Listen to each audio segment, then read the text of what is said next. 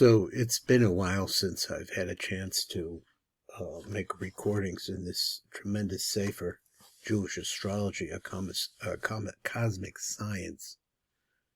And what has actually been put together by this gentleman's not a rabbi, he's an astrologer, but also a master of Kabbalah.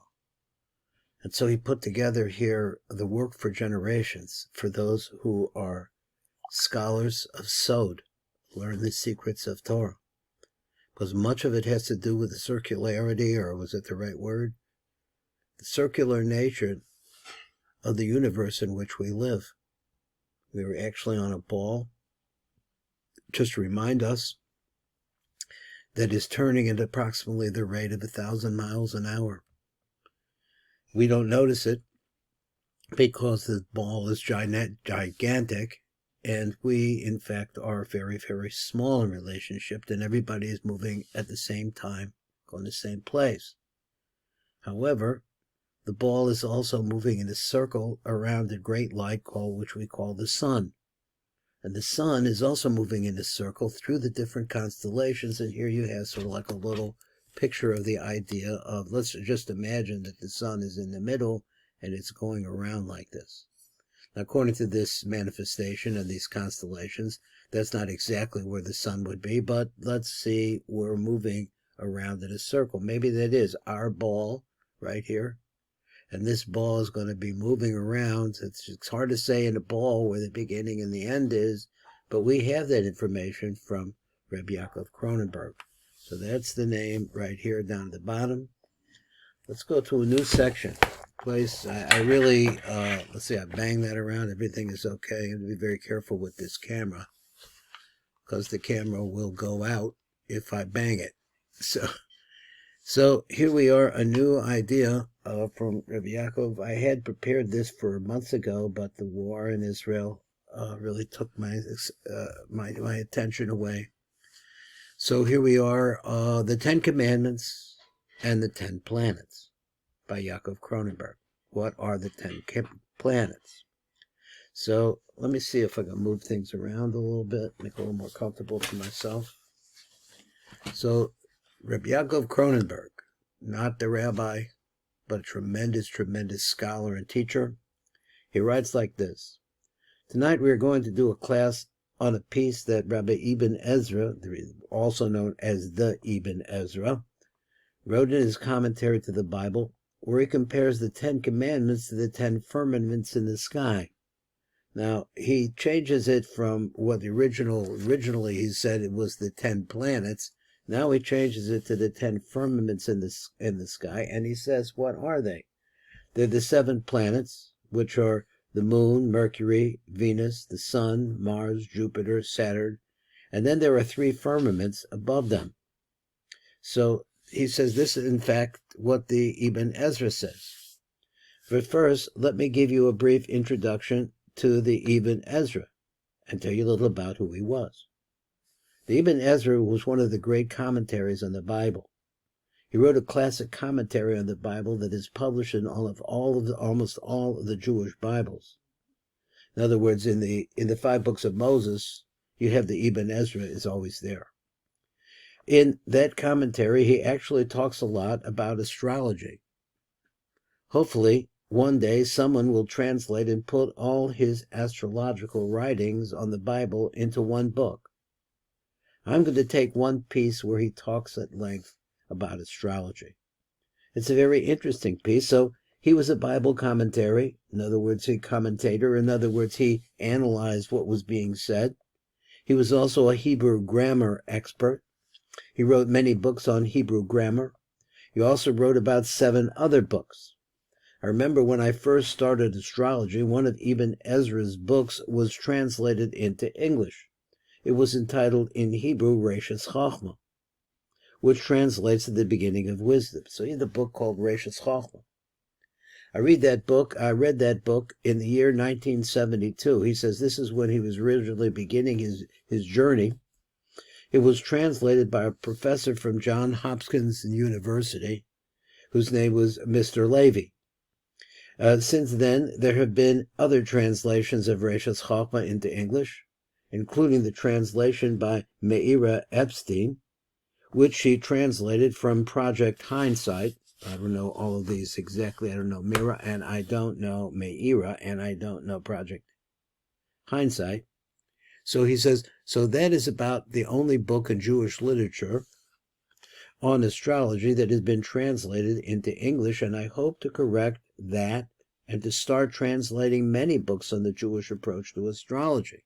Well, here we have here. Actually, in Reb Yaakov's, this Sefer that we've been learning, and, we're into it. We're on the 230th page, and it's full of details. This book has many books within it. You could go on, but it's the foundation that we need to know. He writes the Ibn Ezra's book is based on Ptolemy's teachings, and in the book he also quotes astrologers from the Indian tradition and astrologers from the Arab world.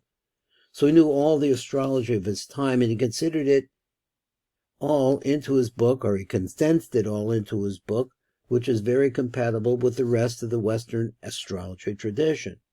Now, you're talking about someone who really knows astrology. That's Reb Yaakov KRONENBERG, and he's making the statement. If you look at Jewish history and Jewish writing, you will see that there was no Jewish publishing on a large scale from the time of the redaction of the Talmud, which is about the year 400 or 500 CE of the Common Era. Let's say it's 1,600 years ago, maybe a little bit more, until the Enlightenment period, which is about 200 years ago, or maybe even a little bit before that. Maybe it was like in the 1200s where you started seeing the publication of where the printing presses were really generated. So there was a large time period where Jews were writing books, but none of them were being published beyond their immediate circles. They had to be handwritten and given over from scribe to scribe. So for about 1,300 years then, this is according to the count that Reb Yaakov is giving us, there was nothing available, and the only Jewish astrology book was the beginning of wisdom, that is this Sefer of the Ibn Ezra. And that was basically a Western book. Now, exactly what he means by a Western book versus an Eastern book, I don't know. Many of the books translated in that period from the Torah world were not books that were Jewish at all in nature. Like the Rambam, for example, the main translation that was made of his writing was the book which was called A Guide for the Perplexed. This book, the Guide for Perplexed, is based on Aristotelian philosophy, and yet amongst the observant Jewish policy, Jewish people, only 1 in 10,000 would read this book. Most of the observant Jews do not read the writings of the Rambam extensively, and many study them every day. So you have contrast there. But the books of the Rambam that they study are his commentaries on the Talmud, on the Mishnah, and other books about Jewish law, not the Guide for the Perplexed. So this was the big, what he wants to say is he wants to say that this was a great publication at that time, but it wasn't based on Jewish ideas. It was based on Greek ideas. So, nonetheless, the Rambam is extremely popular in many places, but because of his work in Halakha. So he says so you see that there was a disconnect with the Jewish tradition and the Western world over that period. And that was only rectified in the last 15 or 20 years, I guess, when Jewish literature began being translated and published on a large scale for the first time. Now, that's in my lifetime. That when I started, if you wanted to get a copy of a Zohar, that it could be translated and you could understand what was going on in it. You didn't have it until, let's say, probably in the 1980s, when the Sulam came out. The Sulam is very popular in Eretz Yisrael. That is because in the 60s or early 70s, a lot of young Jews started returning to their religion. And when you start to come back into something you know nothing, you're coming from zero, and their Jewish roots, and want to come back and want to be Jewish again. And they became good scholars, and then suddenly a lot of people, like Reb Yaakov KRONENBERG, became a scholar. They became scholars, and they started translating and bringing back a lot of the lost works. Now, that is exactly what we have going on here. Like I say, this book this book of Yaakov Kronenberg, Jewish Astrology, a Cosmic Science, it contains many books within it. And as a result of that, it's a tremendous treasure trove for anybody that really wants to understand the Kabbalah of astrology. And they started translating and bringing back a lot of the lost works that were never really published. So in the last 20 years, we were seeing, now this book was written a few years back, so let's say the last 40 years, we are seeing books that are being published by writers that we have never really heard of. And Reb Yaakov is one of those people. So he says, of the Vilna Gaon's books and being translated, and so too are the Morale of Prague's books. Rabbis who were both great geniuses. Even the Talmud has been translated and explained properly for the first time with the Art Scroll translation in English, which makes it really understandable for people who don't know either Hebrew or Aramaic well. They don't know it well enough to learn in the original. And there have been many good translations and commentaries on the Bible that make everything accessible for people who don't have much background. That's what I would like to do, but in the field of Jewish astrology. So he's saying that this is what he's actually attempting to do. He's bringing a lot of these ideas back. Now, if you've listened to this series as we're going along, I mean, just absolutely fantastic places that Reb Yaakov has taken us. So let's look over here a little bit more.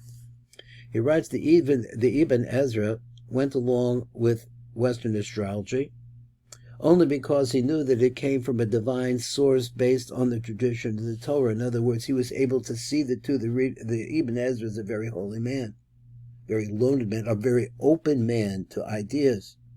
He was able to see what Western approach to astrology was and how it was possible that, in fact, this did fit into the tradition of the Torah. Recently, I was reading an astrology book by a secular profession where he asked the question, how did astrology start? And the answer he gives is that cavemen used to sit around with nothing to do, and they would drink around the campfire. You could just imagine this, and they were like a bunch of Boy Scouts. And they would look up at the sky and ponder things, and that's how astrology began. Now, it's very hard to believe this, and if it was true then, I can assure you that the Jewish sages would not have accepted it as true, and yet they wrote extensively on astrology, and Jewish law accepts astrology as true, and they accept astrology as true. There must be a divine source to it. Now, this is Reb Yaakov speaking now. Or they would never have touched it. So you can find the Jewish approach to the history of astrology from many ancient Jewish sources, including the well-known Josephus in his History of the World, and also Yehuda Halevi. Now understand, now this is my perspective, this is Baruch Fleischman speaking, that we live in the world of our brother Asaph. Asaph has no need for astrology. He has no need for spirituality. He's looking for physical assets, only physical. And so we live in that society where money is everything, making money, having big houses, big cars, whatever it is, whatever you want, you can have if you have money. That's Eitzah's idea. So that's the world that we live in. As a result of that, the spirituality here is greatly suppressed. You can find the Jewish approach to history of astrology from many ancient Jewish sources, including the well-known Josephus in his History of the World, and also Yehuda Halevi, who was a great Jewish philosopher of the Middle Ages, in his master work, the Kuzari. Both explain that astrology started with the first man, Adam HaRishon, who was taught the secrets of astrology, which means the movements of the circles, the orbits of the universe.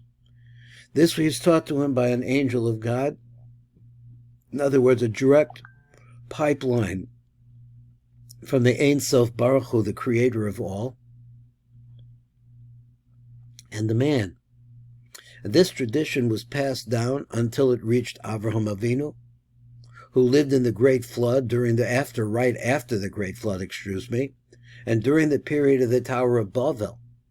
And then from the times of the dispersion after the Tower of Babel. He lived through this. When the people of the Mesopotamian basin, where we understand that civilization began, quote, civilization, basin got dispersed throughout the world, this tradition went with them throughout the world. Let me get a little drink here. What my whistle.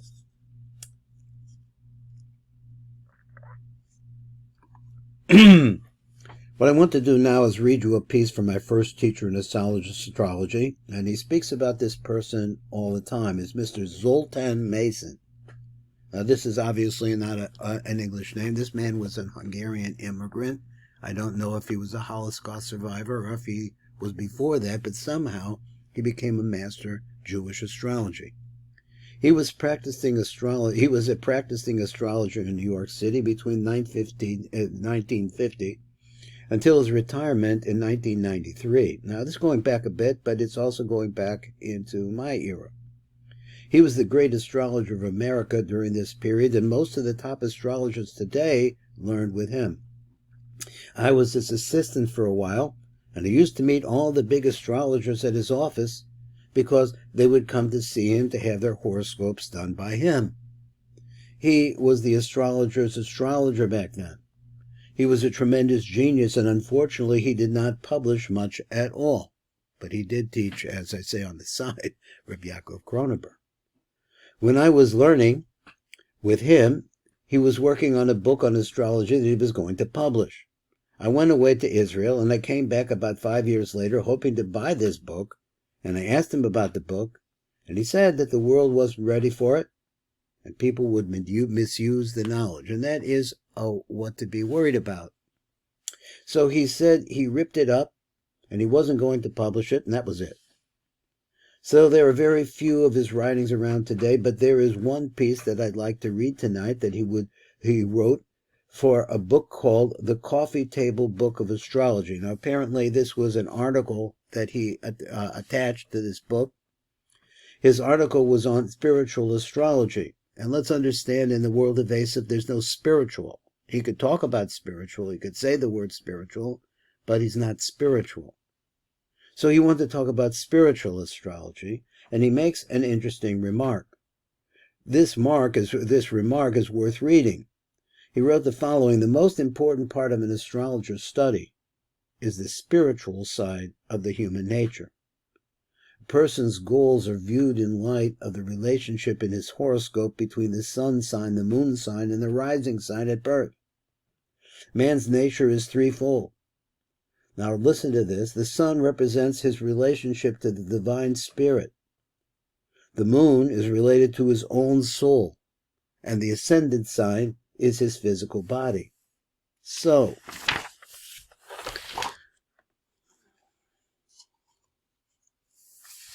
this question, let me get it down here so we can see it here. This question has to be asked. Man must believe that everything is predestined and that he cannot escape his fate. Now, I read that wrong. So must man believe? It's actually a question. Must man believe that everything is predestined? Because we see that the world continues to turn. We continue to go around and around in circles. That's the concept of a Gilgul. And that he cannot escape his fate. Does he have free will? And is it possible for his nature to change? Hindu astrology cannot endorse free will since it's based on the theory of reincarnation. The Hindus maintain that man must continue to reincarnate on earth until he has paid for his mistakes that he has made in previous lives. Western astrology does not accept the fatalistic attitude. In other words, the attitude that you can't escape this. This is just what it is. You will live your life. You will suffer what you suffer. You will get gratitude for what you get gratitude for. But it's over, it ends, and it comes back again, just like our concept of the circle. So he says, it is true that in the book of Ecclesiastes, which we call Kohelet, the author, which is King Solomon, said, to everything there is a reason, and there is a time for every purpose under the heaven. There is a time to be born and a time to die, etc. Everybody knows a famous song that is close to the quote. So, which represents, he says, which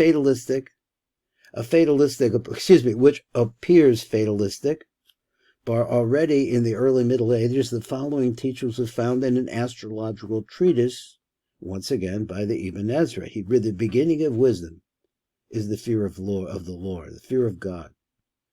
That is the starting point for when a man refrains from following his eyes and his heart, and the tendency to satiate his concupiscence. I'm not sure what that means. In other words, I think it means his libidinal desires. Then knowledge comes to rest within him. Furthermore, that is this fear of God, that you're no longer going to just run after your lusts. Furthermore, the fear of the Lord protects him from the decrees of the heavenly bodies and from their sway as long as he lives. So the Ibn Ezra is telling you here how to get beyond the planetary influences, which other people in astrology really did not talk about much. So how, in fact, there is, so he's stating, Reb YAAKOV, that there is a very powerful planetary cosmic influence that's going on in our lives. We're born at a certain time in a situation which is revolving. Once again, my parents lived on this world, and their parents lived on this world, and I'm here on this world, and I have, Baruch Hashem, children and grandchildren, Baruch Hashem. They're all living in the same place, going around and around and around. So understanding that you didn't create this, and that there is a creator, that gives you, and that you have to fear what's going to happen in this world, because that's the nature of it. This is the starting point. Then he says, when a man refrains from following his eyes and his heart from tendencies to satiate his desires, he is clearly not saying that man is compelled to do this. Rather, he's inclined to do it. He's inclined to do it. In other words, we need to survive. So therefore, our physical desire for hunger, to satiate the needs of our bodies. So that he is inclined to do it, and he should and can refrain from following simple bodily desires. And really it boils down to sexual behavior.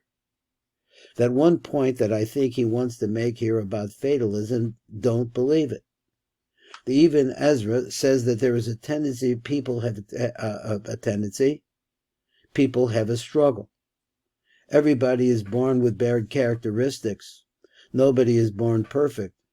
Everyone is born with defects, and everyone has some kind of a problem.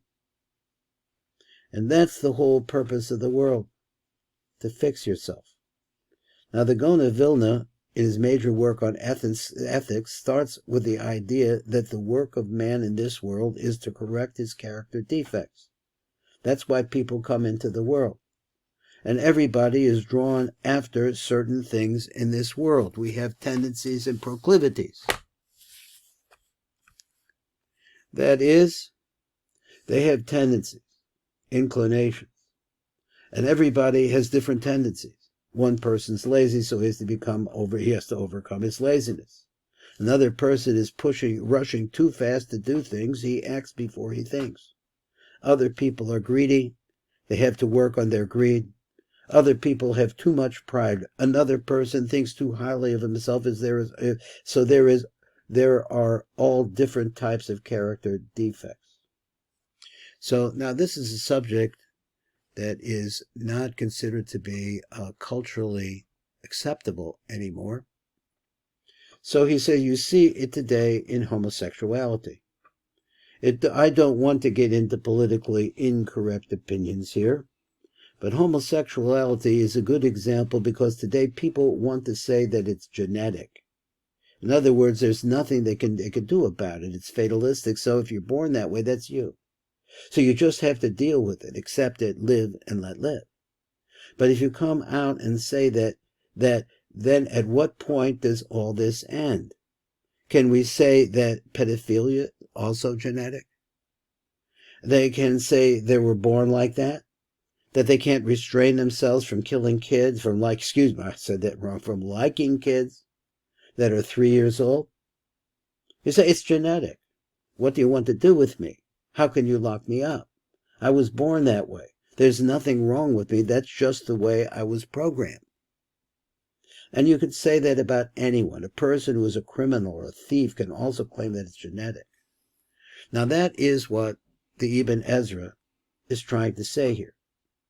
People are born with good inclinations and bad inclinations, and everybody has to work on different character defects and problems that they are born with. Just like everyone's face is different, so is everyone's character different.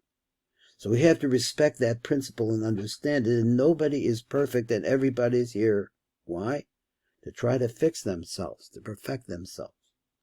That's what the Ibn Ezra is saying. You have a choice, and you can change your natural inclinations. And you will see this in his essay on the Ten Commandments. They are telling you what to do and what not to do. Now, I think we're going to stop right here. This is a very interesting piece, and we're going to pick it up on the next time we have this year. And hope you are enjoying this. It is mind-opening for me.